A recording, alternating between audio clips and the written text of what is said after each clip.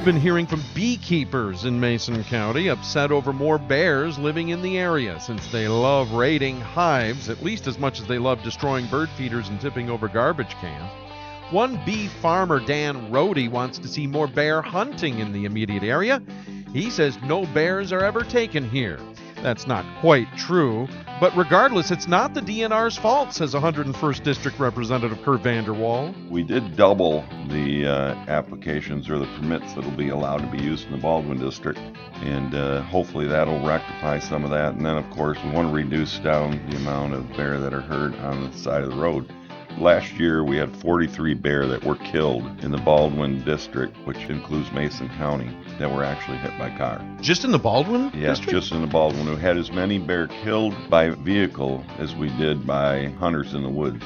Vanderwall insists he's no mouthpiece for the DNR. He readily asserts that the bear explosion we're seeing in much of the Lower Peninsula lately is because of DNR policies.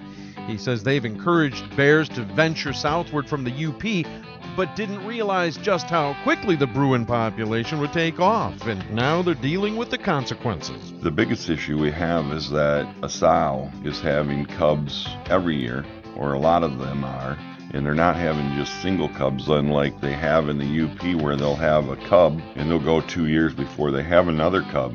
But in the Lower Peninsula for the last few years, our winters have been mild. They've been able to get out and scavenge some food.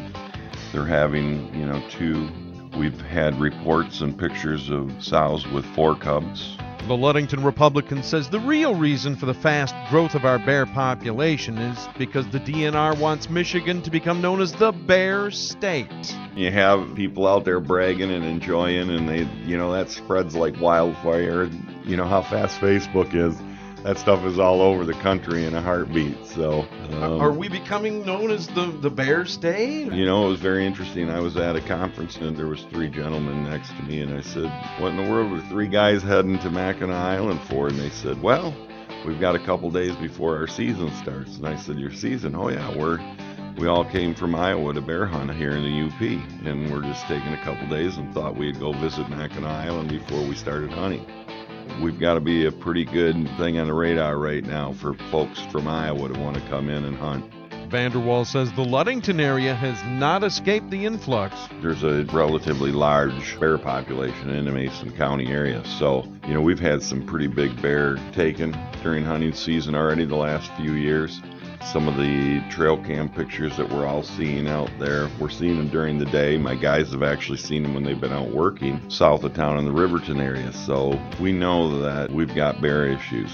And to the north, Benzie County has become a real hotspot for bear problems, says Vanderwall. He says they're escalating very quickly, especially among farmers seeing crops destroyed, namely corn.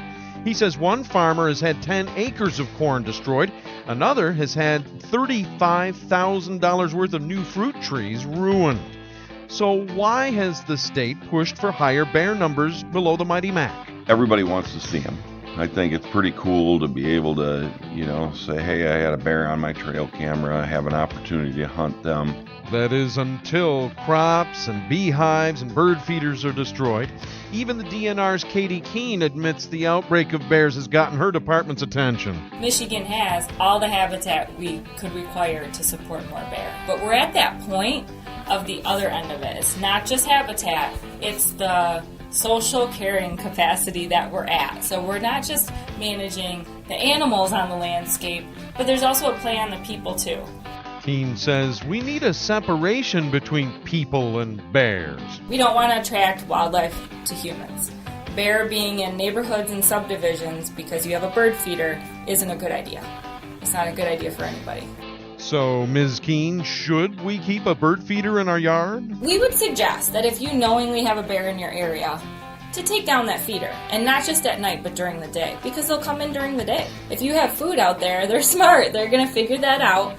But, if you're in an area of the state that, you've never had a bear, you don't know if your neighbor's having a bear, then keep your bird feeder up, It might be the DNR is a little nervous over grabbing a tiger by its tail. That is boosting bear numbers, but Keene says just because you'd like to see a bear in your yard as you're drinking your morning coffee, resist the urge. We will have folks call who said, I know there's bear around. I don't feed the birds. I keep my garbage locked up. They're going through all those steps. But if there is someone near you who doesn't feel the same way you do, wildlife travels, and they will travel through or across or near your property, so you are affecting those around you. Back to Representative Vanderwall, he says the state's studying ways of keeping the bear population in check. There's really only a couple ways you can reduce the herd. You can cull them out if you have to. We really don't want to do that. We'd much rather have somebody have the opportunity to pursue them in fair chase, increase the permits that are allowed, and you really don't want them hitting the road by a vehicle. I mean, it's just like a deer. None of us want to see that happen. Almost 3,000 hunters in this region, the Baldwin Bear Management Unit, applied for a bear license this past year. Only 155 actually got a license, and that was nearly doubled from the year before. Vanderwall has a strong message for area bear hunters. You get a survey in the mail. It is crucial that you fill that survey. It takes less than 5 minutes. But that survey, when it comes about your bear hunting experience, we need to know. We need to know what you saw, because if you're seeing a lot of sow and a lot of cubs, then we need to know that, because in a year that's all changing. But if we get a mix of not enough boar, then we've got a problem too. There's no question that Vanderwall is much more concerned about the economic impact that bears are having than our personal safety. As for safety, he says we've seen a big influx of coyotes the past decade or so in Michigan. No one's been hurt by that. It's just a matter of being aware when we venture out of doors. If Michigan does become known as the bear state, it would likely mean an increase in out-of-state bear hunters coming here. But what about the possible harm to a very important cow in this area? In fact, a sacred cow. Summer tourism. Could that be affected? We'll explore that in the next segment of our Beware the Bears series.